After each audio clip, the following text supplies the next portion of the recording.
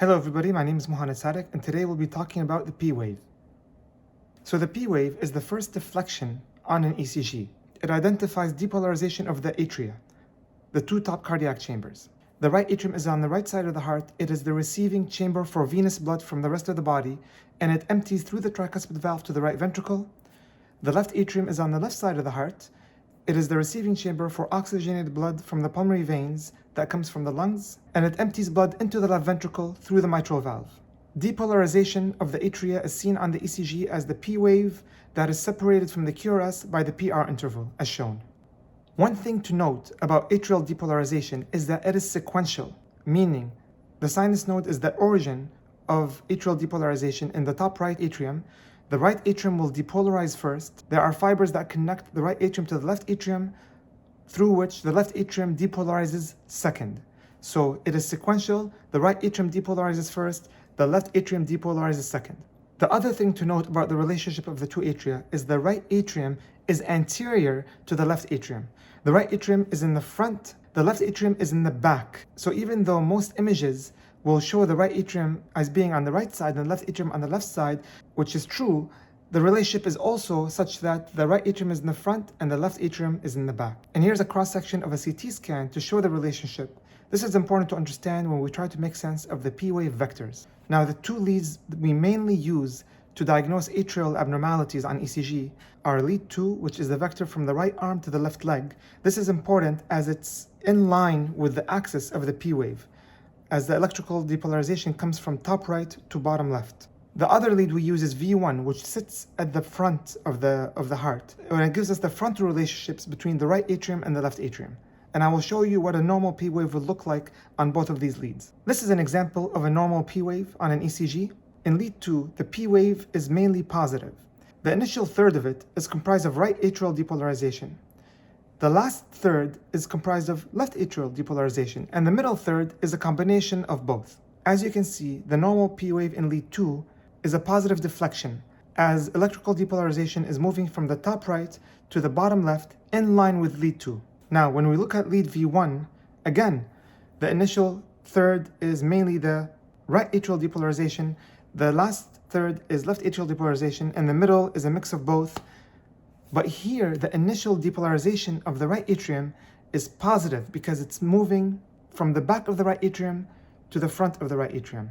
However, as electrical depolarization current moves towards the left atrium, because the left atrium is in the back of the heart and depolarizes front to back, the P wave becomes negative in lead V1. So the initial component, which is the right atrium, is positive as the electrical depolarization is moving towards the front, but the second component, which is the left atrium, is negative as electrical depolarization is moving front to back in the left atrium. This makes V1 a very interesting lead because we can clearly separate the depolarization of the right atrium, the initial positive component, from depolarization of the left atrium, which is the terminal negative component. And here's a normal measurement of the P wave on an ECG.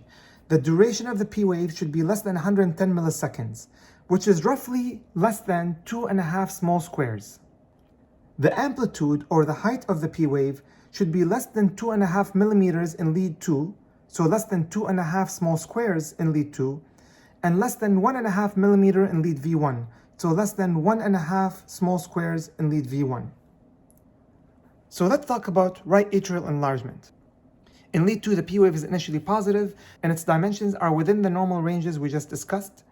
When there is right atrial enlargement, the height of the P wave in lead 2 will increase, and it will increase to more than 2.5 millimeters or more than 2.5 small squares. The reason this happens is because there's a higher amount of muscle in the right atrium, so there's more depolarization current moving from the top right to the bottom left towards lead 2, so the amplitude of the lead 2 signal increases. And now the P wave amplitude, so the height, is more than 2.5 small squares in lead 2. In V1, when we look at the right atrium, it's the initial positive component. And what happens here, the initial positive component amplitude will increase to more than 1.5 millimeters, so more than 1.5 small squares. This is an example of right atrial enlargement. Now, in this particular example, only the lead 2 criteria is satisfied. And if we zoom into lead 2, you'll see that indeed, the height of the P wave is slightly more than 2.5 small squares, so this satisfies the criteria for right atrial enlargement. What are the things that can cause right atrial enlargement? Well, I would encourage you to think of structures distal to the right atrium, because any abnormalities in these structures can affect the pressure in the right atrium and cause it to enlarge.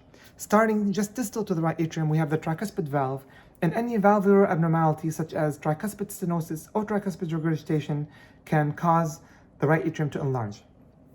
The next structure is the right ventricle, and right ventricular abnormalities, including congenital heart disease, such as the tetralogy of Fallot, can cause right atrial enlargement. Pulmonary valve disease, such as pulmonary stenosis, can also cause right atrial enlargement. Pulmonary hypertension, which is increased pressure in the pulmonary arterial system, can also cause right atrial enlargement. There are many causes of pulmonary hypertension that are beyond the scope of this particular lecture. And finally, lung disease, such as COPD, chronic obstructive pulmonary disease, can also cause right atrial enlargement. So these are some of the causes of right atrial enlargement. Let's move on to left atrial enlargement. As noted prior, a normal P wave in lead 2 is positive and within normal dimensions. As the left atrial gets enlarged, because left atrial depolarization is the latter part of the P wave, it causes increased in duration of the P wave. And now the P wave duration in lead 2 is more than 110 milliseconds, which is roughly more than 2.5 small squares. In V1, the terminal negative portion is what corresponds to left atrial depolarization, and as the left atrial size increases, the terminal negative portion gets wider and bigger, and now it is more than 1 by 1 small square. So if the width of the terminal negative portion is equal to or more than 1 small square, and the height is equal to or more than 1 small square, then that is left atrial enlargement as well. So here's an example of an ECG showing left atrial enlargement where both criteria are met in both leads. And here we see in lead 2, the P wave duration is definitely more than 2.5 small squares, and in lead 1, the P wave amplitude and duration is more than 1 small square by 1 small square. That satisfies both criteria for left atrial enlargement. So what are the things that can cause the left atrium to enlarge? Again, just like we did for the right atrium, it's very useful to track the structures that are distal to the left atrium. Starting with the mitral valve disease such as mitral stenosis or mitral regurgitation can cause left atrial enlargement. Abnormalities relating to the left ventricle, such as left ventricular hypertrophy or left ventricular failure, can cause left atrial enlargement. Aortic valve disease such as aortic stenosis, and systemic hypertension. So now that we've learned all these criteria on ECG, are they any good? Are they worth using? Well, this has been studied extensively, trying to correlate these criteria to imaging. This is a paper published in 2007 trying to correlate criteria on ECG compared to two-dimensional echocardiography. And what they did was they compared different criteria looking at the left atrium compared to ultrasound imaging of the heart. And what they found is left atrial criteria did not perform as accurately as echocardiography. And the different criteria we used for the left atrium were only moderately sensitive and specific. However, they found that combining different criteria, so not using only one, made them more sensitive. This was also studied on cardiac CT, a different imaging modality that can potentially give us a better three-dimensional view of the atria, and was published in the year 2011. In this paper, when they looked at right atrial enlargement on ECG, they found that the criteria on ECG were also not sensitive, despite combining different criteria, but they were highly specific. What does that mean? It means that if right atrial enlargement existed on imaging, you may not catch it on the ECG. It was not sensitive. However, if you do detect right atrial abnormality on the ECG, it was likely there, meaning it was very specific. When they looked at left atrial abnormalities, the most useful criteria was a duration of P wave more than 110 milliseconds, so more than 2.5 small squares. This increased the chance of having true left atrial enlargement by 2.5-fold. Finally, a study looking at MRI imaging was also done to look at our ECG criteria.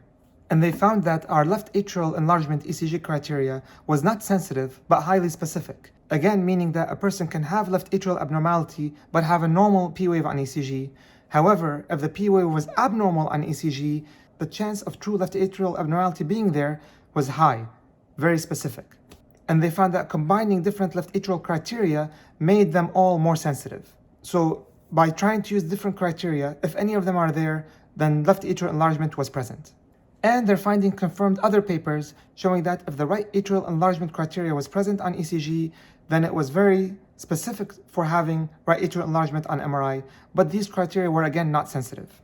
So what does all this mean? Well, In summary, a lot of these criteria are not very sensitive, but they are specific, meaning that a patient can have a large right atrium or a large left atrium, but not satisfy that criteria on ECG. However, if you do find the criteria on ECG, they're highly specific, meaning that the patient very likely does have atrial enlargement. So clinically, if the patient has the criteria, you can rest assured that they likely have atrial enlargement, but if they don't, you can't rule it out, and you'd likely need to confirm with an imaging modality, such as echocardiogram, CT scan, or MRI. And imaging, as we know, is more accurate at predicting chamber enlargement than an ECG. So in summary, in a normal atrium, the duration or width of a P wave is less than 110 milliseconds or less than 2.5 small squares. The amplitude or height of a P wave is less than 2.5 millimeters in lead 2, that's less than 2.5 small squares, or less than 1.5 millimeters in lead V1, which is less than 1.5 small squares.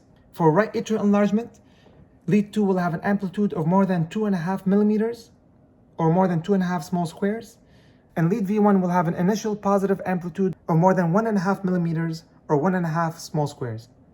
For left atrial enlargement, the width of the P wave in lead 2 will be more than 2.5 small squares, and the terminal negative deflection in lead V1 is more than or equal to 1 by 1 small square. You can also have right atrial and left atrial enlargement where both criteria for both atriums exist. And again, all these criteria are not very sensitive, meaning that you may not find them even though the patient does have atrial enlargement. However, if you do find them, they are specific, meaning that the patient truly likely has atrial enlargement. I hope that was useful. Thank you very much. Please like or subscribe our channel for more videos.